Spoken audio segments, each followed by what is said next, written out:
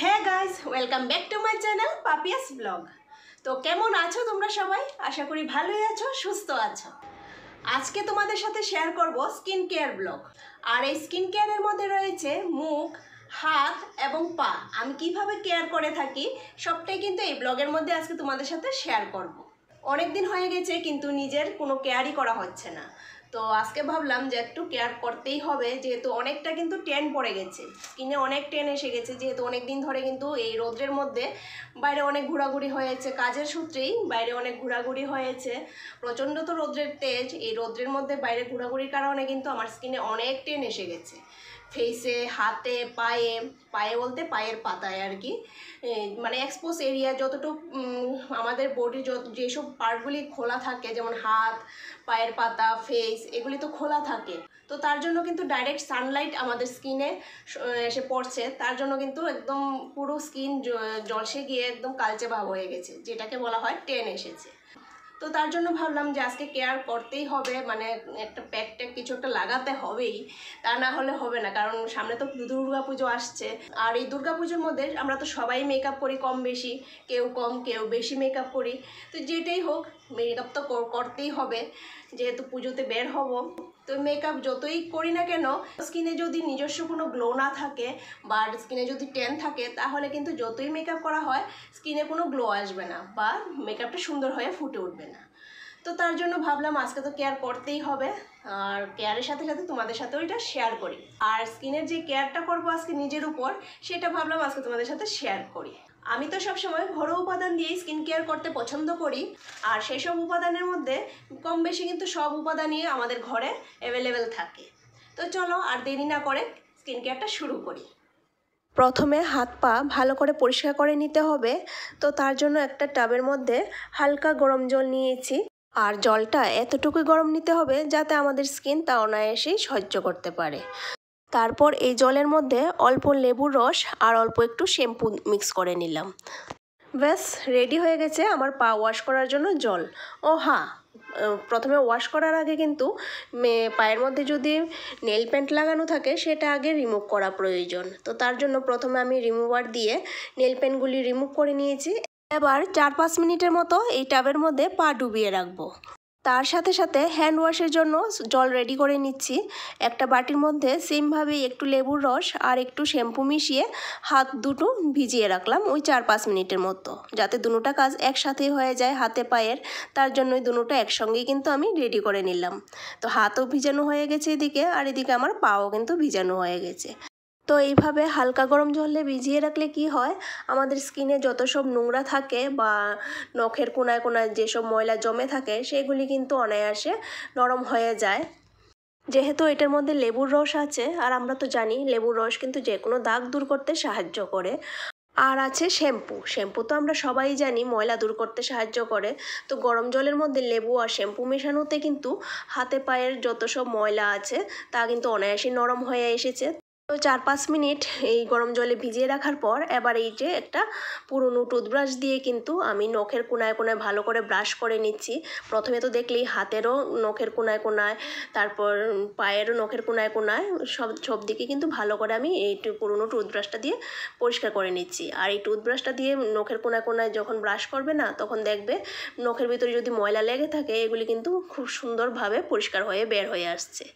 তারপর এই যে পিউমিক স্টোন, এটা দিয়ে গোড়ালি ঘষলে কি হয়, গোড়ালিতে যে ডেড সেলগুলি জমে থাকে সেগুলি কিন্তু বের হয়ে যায়, আর গোড়ালিটা অনেকটাই কিন্তু নরম হয়ে যায়।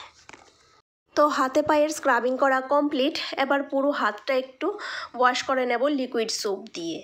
যেহেতু পুরো হাতেই আমি প্যাক লাগাবো, তার জন্য কিন্তু হাতের উপর জায়গাটা মানে পুরো হাতটাই কিন্তু একটু ওয়াশ করা প্রয়োজন, যাতে হাতে কোনো নোংরা না লেগে থাকে। আর এর আগে তো শুধু হাতের তালুটাই পরিষ্কার করা হয়েছে, হাতের তালু, নখ এগুলি, কিন্তু পুরো হাতটা তো আর পরিষ্কার করা হয়নি। তার জন্য একটু লিকুইড সোপ দিয়ে কিন্তু পুরো হাতটা ভালো করে ওয়াশ করে ধুয়ে নিলাম। তারপর পাও কিন্তু পরিষ্কার জল দিয়ে ওয়াশ করে নিতে হবে, যেহেতু এর আগে শ্যাম্পু জল দিয়ে পাটা ওয়াশ করা হয়েছিল, তার জন্য পরিষ্কার জল দিয়ে একটু ধুয়ে নিতে হবে। এবার প্যাকটা রেডি করার পালা। তো তার জন্য আমি এখানে নিয়ে নিলাম কিছু পরিমাণ দুধ, আর একটু বেশি পরিমাণে নিয়েছি যেহেতু হাতে পায়ে লাগাবো তো অনেকটাই লাগবে। তো তার জন্য একটু বেশি পরিমাণ দুধ নিলাম, তার সাথে নিয়ে নিলাম 2 চামচ পরিমাণ বেসন, আর সাথে 2 চামচ পরিমাণ একটু মুলতানি মাটি, আর দিয়ে দিলাম 1 চামচ পরিমাণ মধু।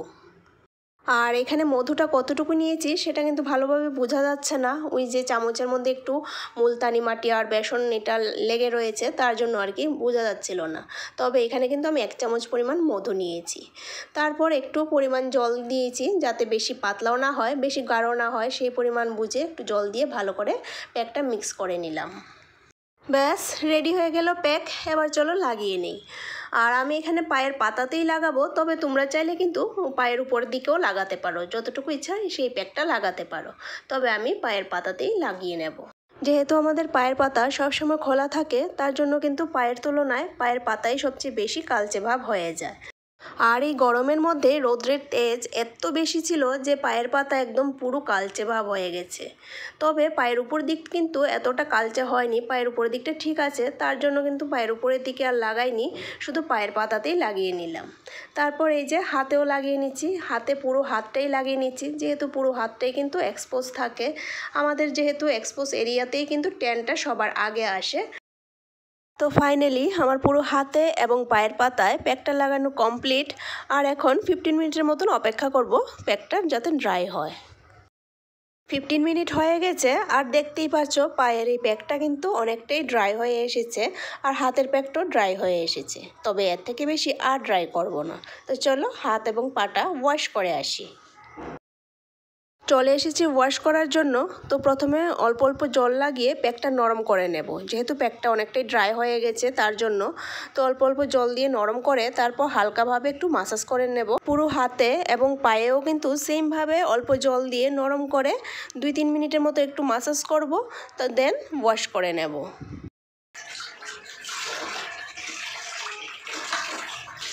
দেখো ওয়াশ করার পর হাত কিন্তু অনেকটা সফট লাগছে, এখন ধরতে একদম সফট সফট লাগছে।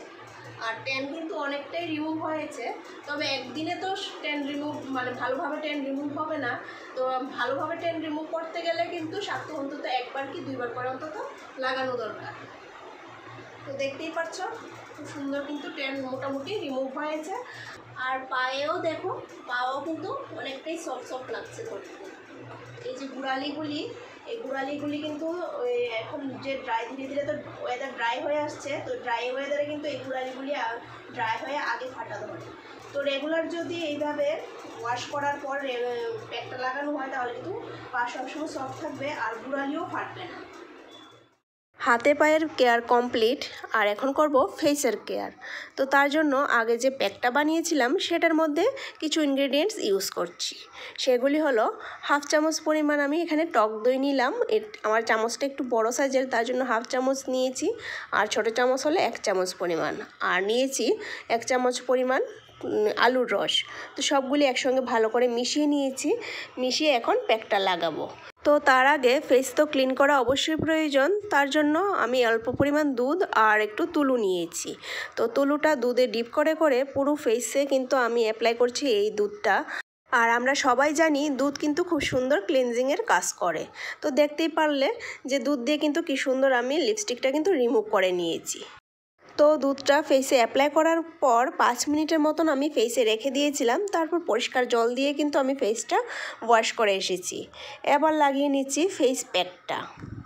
আর এই প্যাকটা ফেসে লাগানোর পর গলাতেও কিন্তু ভালো করে অ্যাপ্লাই করে নিতে হবে, কারণ আমরা যদি গলার অংশটা যদি ছেড়ে দিই তাহলে কি দেখা যাবে, ফেসটা ক্লিন হয়ে গেছে কিন্তু গলার অংশটা কালচে ভাব রয়ে গেছে। তাহলে তো দেখতে একদমই ভালো লাগবে না, তাই না? প্যাকটা লাগানোর পর 15 মিনিট হয়ে গেছে, আর হালকা হালকা ড্রাই হয়ে এসেছে। এর থেকে বেশি আর ড্রাই করার প্রয়োজন নেই। তো চলো ফেসটা ওয়াশ করে আসি। তো একদিনেই কিন্তু আমার পুরো ফেসের, হাতের এবং পায়ের স্কিনের কেয়ার কমপ্লিট হয়ে গেছে। আর এই কেয়ারটা করতে কিন্তু আমার মাত্র 1 ঘন্টা সময় লেগেছে। আরও কম সময় লাগতো যদি ফেসটা আগে ক্লিন করে নিতাম।